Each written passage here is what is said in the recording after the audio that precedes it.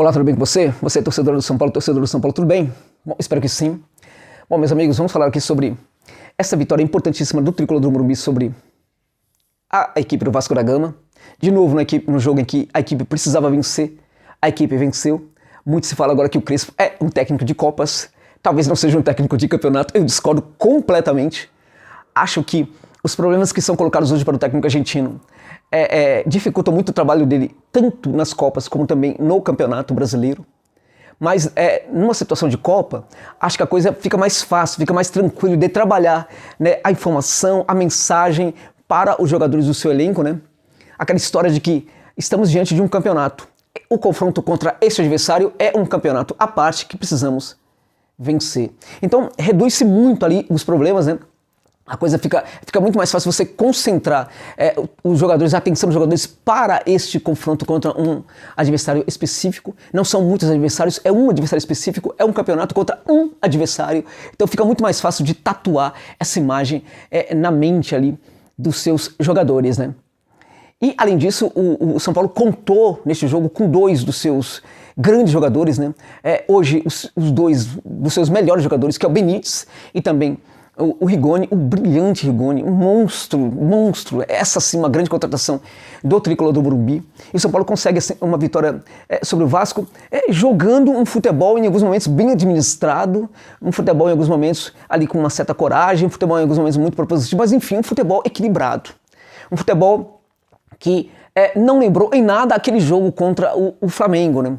Aquele apagão horroroso que o Tricolor cometeu contra o Flamengo. A gente não viu isso acontecendo. Aliás, vamos deixar claro, o primeiro tempo do São Paulo contra o Flamengo também teve jogo. A gente é muito importante.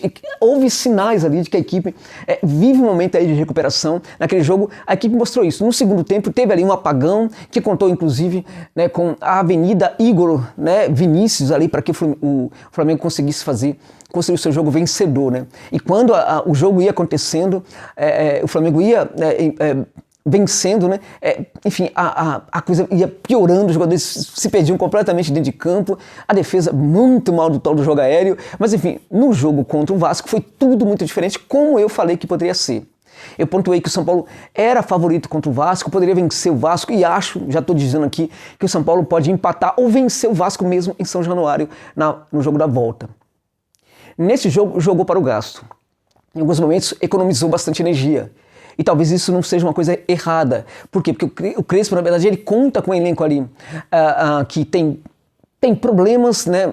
Alguns jogadores com defasagem física, alguns jogadores que podem perfeitamente se lesionar a qualquer momento, e se acontecer uma lesão no jogador do São Paulo, ele vai demorar provavelmente 48 anos para voltar a ficar disponível para o técnico, porque o DM do São Paulo é uma vergonha, né?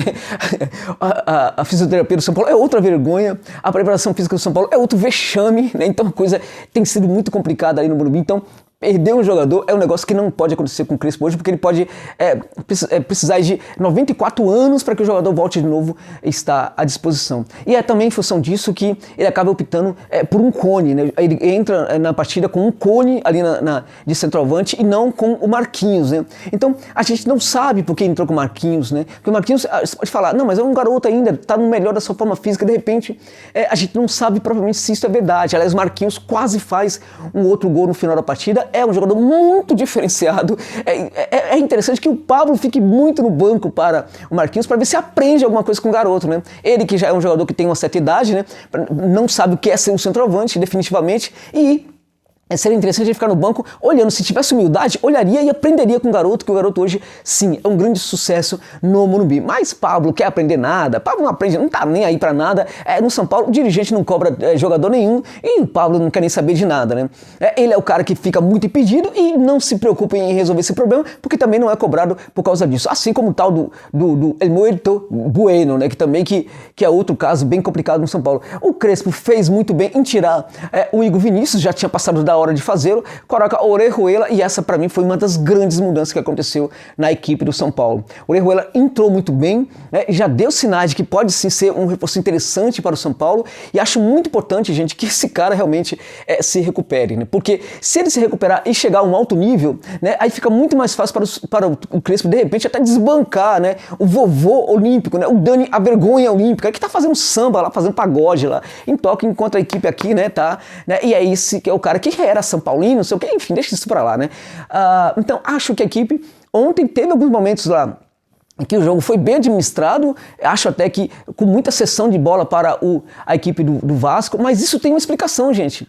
Se a gente tem uma equipe aí que no modelo de jogo do Crespo é muito intensa, tem que praticar a intensidade é um elemento do jogo que só vai acontecer se os jogadores estiverem muito bem fisicamente só vai acontecer se alguns jogadores muito importantes estiverem em campo. Marquinhos, por exemplo, não esteve em campo ontem, né? O Luciano é mais um que talvez demore mais 40 anos para voltar a estar à disposição do técnico. Então, como é que você pratica intensidade com alguns jogadores ali que, quando isso é exigido deles, não acontece, como por exemplo o seu Igor Gomes, né? Igor Gomes, que é outro, né? Que tal?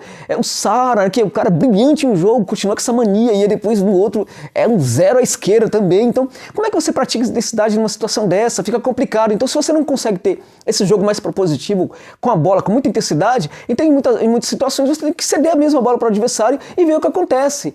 Então, numa situação de muito perigo, e o Crespo, ele está sentindo que ele está muito sozinho nesse trabalho aí, ele tem mesmo que fazer aquilo que ele pode fazer. E o importante é que o São Paulo conseguiu uma vitória muito importante sobre o Vasco, muito importante mesmo. Gostei do Vasco. Achei o Vasco uma equipe interessante, achei que o Vasco está errando muito ali na criação de jogo, acho que o Vasco tem aí sinais de que pode evoluir sim, né? Precisa melhorar muito a finalização, porque criou muitas chances, teve 16 chances de gol contra 18 do São Paulo, só que pouquíssimas bolas foi em direção ao arco. Isso mostra a dificuldade de finalização, a dificuldade com o último passe ou, né, o toque para o gol também, né? E também muita situação criada, até porque o São Paulo também deu muito campo ali e alguns espaços para que a equipe do Vasco criasse em certos setores do campo, né?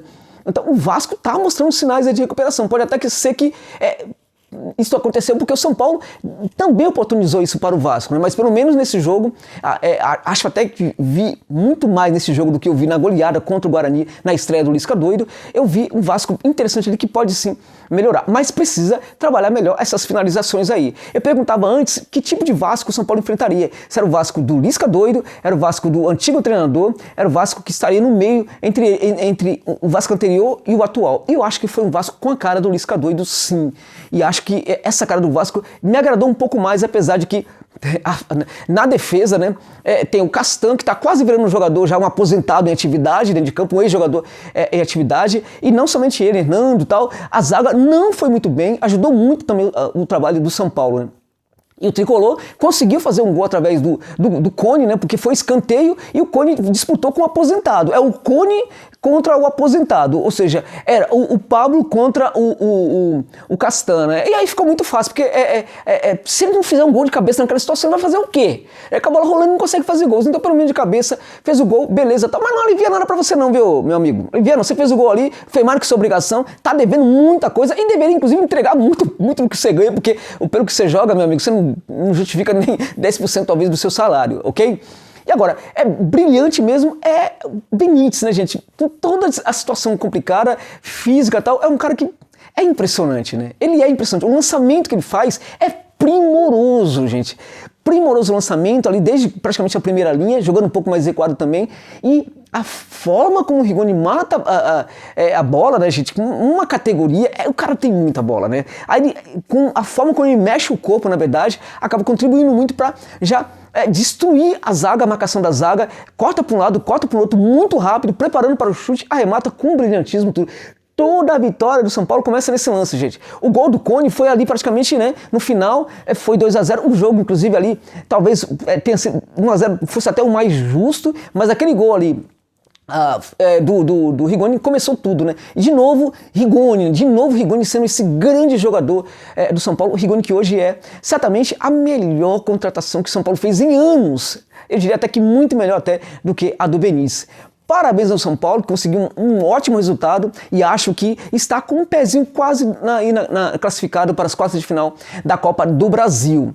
Eu diria para vocês que em São Januário pode vencer ou pode até empatar contra o Vasco. Até acho que não vai perder do Vasco de São Januário, então por isso eu acho que o São Paulo sim já está quase aí nas quartas de final, graças a, de novo, né, uma boa leitura do jogo do seu técnico, né, que ali foi obrigado a colocar assim o Cone para jogar, mas também tirou um jogador que não funcionava e colocou outro ali que entrou muito bem. A Arboleda aí é uma questão para a gente pensar o jogo dele. Acho que o Miranda foi bem, né?